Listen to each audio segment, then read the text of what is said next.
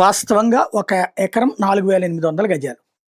దానికి ఒక వెంచరేస్తే దాదాపు 1,500 గజాలు మనం వదిలేసుకోవాలి. 1,500-1,800 గజాల దాకా వదిలేసుకోవాల్సొస్తది. అందులో ఓపెన్ స్పేస్ అని తర్వాతన అంటే కామన్ స్పేస్ అని, పార్క్ అని, రోడ్లని వీటికి వదిలేసేయాల్సుంటది. అయి ప్రభుత్వానికి సరెండర్ చేయాలి. అలా చేస్తే 4,800 గజాల్లో ఇతను 3,300 గజాలే అమ్ముకోగలుగుతాడు ఒక బిల్డరు, ఒక రియల్ ఎస్టేట్ వ్యాపారి. రీల్ ప్రకారం అట్లా చేస్తే బానే ఉంటది.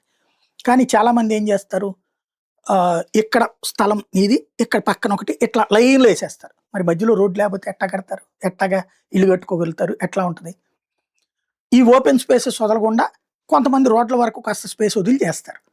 ఇదే అక్రమ లేఅవుట్లు. ఈ అక్రమ లేఅవుట్లని జగన్ టైంలో 8,000, 9,000 ఉన్నాయట. దాన్ని క్రమబద్ధీకరించుకోమని చెప్పేసి ఈ రాష్ట్ర ప్రభుత్వం పదే పదే అవకాశం ఇస్తున్నా 6,000 మంది మాత్రమే ఓకే చేసుకున్నారట. 52,470 దరఖాస్తులు వచ్చినాయి. ఇంకా 25,000 మంది దరఖాస్తు చేసుకోవాలట.